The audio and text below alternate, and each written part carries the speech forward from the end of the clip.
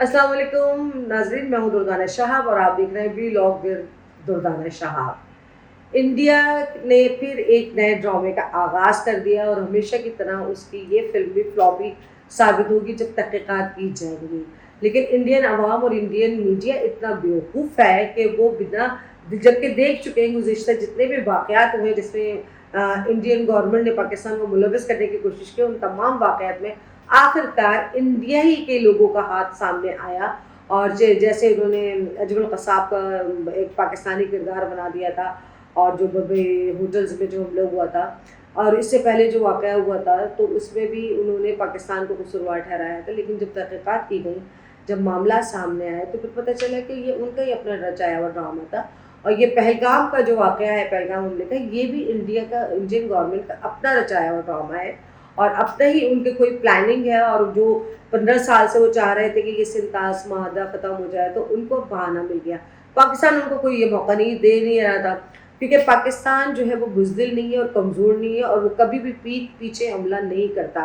पाकिस्तान सामने आकर मुकाबला करता है। हमारी पाकिस्तान की फ़ौज में ये ताकत है कि सामने आकर वो मुकाबला करती है, और वो अगर आपको कोई नुकसान भी पहुंचाना चाहेंगे तो वो ललकार कर आपको नुकसान पहुंचाएंगे। आपकी तरह दबे कदमों आने की कोशिश कभी भी नहीं करेंगे। पाकिस्तान या पाकिस्तान की फ़ौज ने कभी भी कोशिश नहीं की कि हिंदुस्तान बगैर इरादी और गैर इरादी तौर पर वो दाखिल हो और अपने कोई ऐसे इक़दाम करे जिससे शर्मिंदगी का सामना हो। जबकि हिंदुस्तानी बेचारे, हिंदुस्तानी फ़ौज और जो है अक्सर और बेशतर ये वाक़यात करती रहती है, पकड़ी भी जाती है, पिटती भी है, गिरफ्तार भी होती है। अभिनंदन साहब को भी हमने चाय पिलाकर भेजी थी और उनको अपना तैयारे का नुकसान भी उठाना पड़ा था। पाकिस्तानी कौम, पाकिस्तानी फ़ौज, पाकिस्तान के लोग बहुत मजबूत लोग हैं और उनके इरादे भी इसी तरह से मजबूत हैं। वो इंडिया जैसे डरपोक, मैं डरपोक इसलिए मैं कहूँगी कि इंडिया अपने आप की बका के लिए, अपने आप को स्टेबिलिटी देने के लिए हमेशा पाकिस्तान का नाम लेकर पाकिस्तान को इस्तेमाल करता है। और इंडियन मीडिया तो बिल्कुल, जिसे कहना चाहिए कि पागल मीडिया, इंडियन मीडिया, वहाँ पे कोई संजीदा लोग ही नहीं बैठे हुए, वहाँ पर कभी भी कोई संजीदा बात ही नहीं होती। इंडियन मीडिया के एंकर चीख चीख कर ऐलान कर रहे हैं कि हम पाकिस्तान को साथ ये कर देंगे, हम पाकिस्तान के साथ वो कर देंगे, और पाकिस्तान ने पहलगाम में हमला करवा दिया।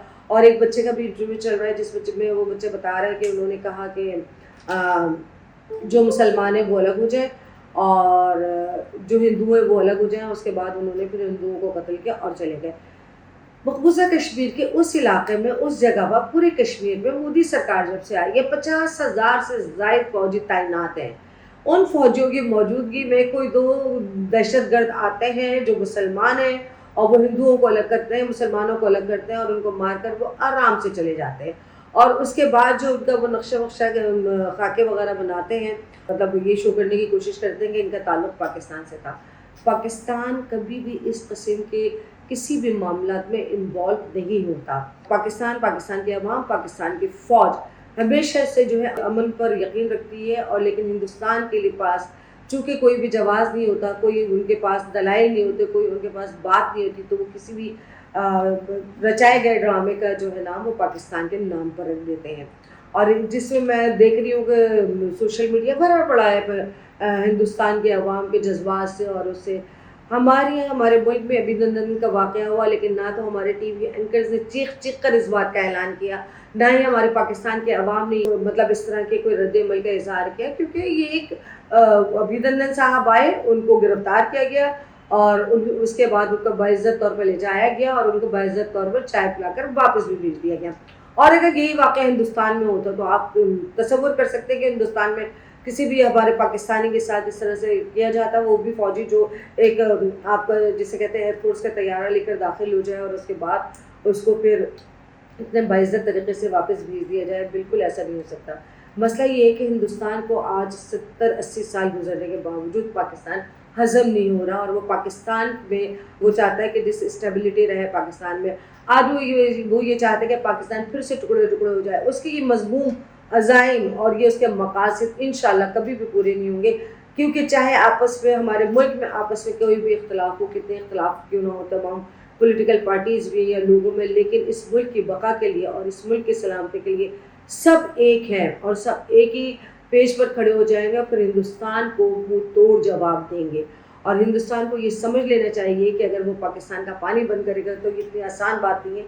جنگل کا قانون نہیں چلتا کہ ہندوستان جو ہے وہ اس سے طاس معاہدے کی خلاف ورزی کرے اور پاکستان کا پانی بند کر دے. پاکستان کو اپنا حق لینا بھی آتا ہے اور اگر اس کو نہیں ملتا تو پاکستان کو اپنا حق چھیننا بھی آتا ہے. یہ ہندوستان کو اور ہندوستان کی حکومت کو بخوبی سمجھ لینا چاہیے کہ پاکستانی قوم ایک غیور قوم ہے. پاکستانی قوم ایک جیدار قوم ہے. پاکستان قوم ایک بہادر قوم ہے اور پاکستان کے افواج جو ہے وہ ہماری سیسا پلائی دیوار ہے اور وہ ہمارے ملک کو روکنے والی ہر نظر کو ہر انگلی کو وہ ہمارے ملک اور ہمارے عوام تک کے نقصان پہنچنے سے پہلے اس کو ختم کر دیتے ہیں. تو یہ ہندوستان اگر یہ گیدڑ گھپتیاں دے رہا ہے اور اپنے کسی مضمون مقاصد کو حاصل کرنا چاہتا ہے یہ پہلگام واقعہ کرنے کے بعد اور اس کے بعد وہ یہ سمجھتا ہے کہ اس کے بعد جو ہے وہ پاکستان کو اپنے دباؤ میں لے سکتا ہے تو یہ اس کی بھول ہے. کیونکہ اب ٹیکنالوجی اتنی جدید ہو چکی ہے کہ آپ کے الزامات اور اس کے جوابات اگر آپ کے پاس نہیں ہے ٹیم ایسی تو ہم پاکستان سے بھیج دیتے ہیں. پاکستان ہماری ماشاء اللہ سے ہماری ISI کی انٹیلیجنٹ ایجنسی ہے کہ وہ منٹوں میں سراغ لگا کر آپ کو بتا دے گی کہ کس نے آپ کے یہ پہلگام واقعہ کیا. جس طرح سے ہم فوراً طور پر پتہ کر لیتے کہ بلوچستان میں آپ کیا کر رہے ہیں. ہم فوری طور پر پتہ کر لیتے کہ آپ کے اسپائس یا کہاں سے کس طرح اور یہاں پر آ کر کیا کیا کارروائیاں کر رہے ہیں. الحمدللہ پاکستان کی فوج میں اتنی صلاحیت موجود ہے کہ وہ اپنے ملک میں کسی بھی بڑے حادثے کو ہونے سے پہلے اس کو کنٹرول کر لیتی ہے. بلوچستان میں جو کچھ بھی آپ کر پا رہے ہیں تو اس کی وجوہات اس کے علاوہ بھی جو دیگر وجوہات ہیں وہ آپ بہت بخوبی سمجھتے ہیں. بنگلہ دیش آپ کے ہاتھ سے نکل چکا ہے جہاں آپ بیٹھ کر بڑی تالیاں بجاتے تھے اور بڑے خوش ہوتے تھے کہ اب وہ آپ کی کالونی ہے بنگلہ دیش. بنگلہ دیش آپ کے ہاتھ سے نکلا ہے. اس کے بعد سے آپ کی جو تل ملاٹ ہے نا ہندوستان کی جو تل ملاٹ ہے وہ ختم ہی نہیں ہو رہی ہے. ہندوستان کا کچھ سمجھ میں نہیں آ رہا کہ بنگلہ دیش کی آزادی جو ہندوستان نے اس کو آکوپائڈ کیا ہوا تھا اس کا بدلہ وہ پاکستان سے کس طرح لے. اور اسی طرح سے وہ یہ چاہتا ہے کہ پاکستان میں بدامنی کی فضا پیدا کی جائے. اس نے بلوچستان میں بھرپور یہ کوشش کی لیکن ہمارے آرمی چیف کے خطاب کے بعد سے انڈینز کے جو ہے تن بدن میں آگ لگی ہوئی ہے کیونکہ انہوں نے واضح اور دو ٹوک موقف اختیار کرتے ہوئے یہ کہا تھا کہ یہ چند سو لوگ جو ہے وہ ہمارے ملک کا کچھ نہیں بگاڑ سکتے اور ہم ان سے نمٹنے کی صلاحیت رکھتے ہیں. اور یہ ہمیں امید تھی کہ یہ آرمی چیف کی جب یہ تقریر ہوئی تھی اور اس تقریر کے بعد ہمیں اندازہ تھا کہ پاکستان کچھ نہ کچھ کرنے کی کوشش کرے گا لیکن الحمدللہ پاکستان میں تو اس کو کچھ کرنے کا موقع نہیں ملا. لیکن کسی بھی طرح سے اس کو پاکستان کو ٹارگیٹ کرنا تھا جس کے بعد اس نے یہ پہلگام واقعہ کیا. اور جس طرح سے اس نے ہندوستان نے کہا ہے کہ تمام پاکستانی جو ہیں وہ ہندوستان چھوڑ دیں پھر اس نے پاکستان کے ہائی کمیشن وہاں کے لوگوں کو اپنا ناپسندیدہ ترین قرار دیا ہے. پھر اس نے یہاں پر اپنے جو ہائی کمیشن کے لوگ ہیں ان کا عملہ کم سے کم کر دیا ہے. یہ سب کچھ کرنے کا کوئی فائدہ نہیں ہے. ہندوستان کو یہ سمجھ لینا چاہیے اب ہم 21ویں صدی میں زندہ ہیں. اگر ہندوستان ایٹمی پاور ہے تو پاکستان بھی ایٹمی پاور ہے. اب بھلے ہندوستان آبادی کے لحاظ سے پاکستان سے بڑا ملک ہو لیکن عزائم کے لحاظ سے پاکستان سے بڑا ملک وہ نہیں ہو سکتا کیونکہ پاکستان کے عوام اور پاکستان کے فوج جو ہے وہ اپنے ملک کی بقا اور اس کی اسٹیبلٹی کے لیے جو ہے اپنی جان اور مال کو قربان کرنے سے گریز نہیں کرے گی. ہندوستان کو اب یہ سمجھ لینا چاہیے کہ پاکستان کسی زمانے میں ایک حصہ تھا ہندوستان کا لیکن پاکستان اس وقت ایک آزاد مملکت ہے اور اس آزاد مملکت کو ہندوستان جیسے شرپسند ممالک یا مودی حکومت جو ہے جو فتنہ حکومت جسے کہنا چاہیے جس کا کام ہے صرف مسلم دشمنی ہے. اس نے اسرائیل میں اپنی فوج بھیجی صرف مسلم دشمنی میں بھیجی. اس نے ہندوستان میں رہنے والے مسلمانوں کی زندگی کو عذاب کیا ہوا ہے. وہ تمام جگہوں کو وہ جہاں پہ مساجد بنی ہوئی ہے وہاں پہ ان کی کسی نہ کسی بھگوان کی جنم بھومی ہوئی ہوئی ہے. مطلب حد ہوتی ہے آپ کی کہ آپ کو تو یہی نہیں پتا کہ آپ کے کون سے بھگوان کس جگہ پیدا ہوئے. آپ کے اول تو سمجھ بھی نہیں آتا کہ بھگوان کون ہے آپ کے. الحمدللہ مسلمان کو ان کو پتا ہے کہ ان کا ایک اللہ ہے اور ایک رسول ہے ان کا لیکن ان کو تو پتہ ہی نہیں ہے. ان کے تو بندر بھی ان کا بھگوان ہے سانپ بھی ان کا بھگوان ہے اور پتہ نہیں کون کون بھگوان ہے اور پتہ نہیں کہاں کہاں ان کے بھگوانوں کی جنم بھومیاں پیدا ہو چکی جن کو اپنے بھگوان کی جنم بھومی کا نہیں پتا اور جو ہر مسجد کو یہ سمجھتے ہیں کہ یہاں پر ان کے بھگوان پیدا ہوئے تھے. تو یہ غلط فہمی اور یہ خوش فہمی جو ہے مودی سرکار اپنے دل اور دماغ سے نکلوا دے. اس مسلم دشمنی سے وہ نکلے. وہ اگر یہ سمجھتی ہے کہ یہ ہندوستان میں بھی مسلمانوں کو دبا کر اور مسلمانوں کو ذلیل و خوار کر کے اور مسلمانوں کے حقوق کو سلب کر کے وہ حکومت کر سکے گی تو یہ اس کی بھول ہے. جس دن ہندوستان کا تمام مسلمان جاگ اٹھے تو یہ مودی سرکار ہندوستان سے بھاگتی ہوئی نظر آئے گی.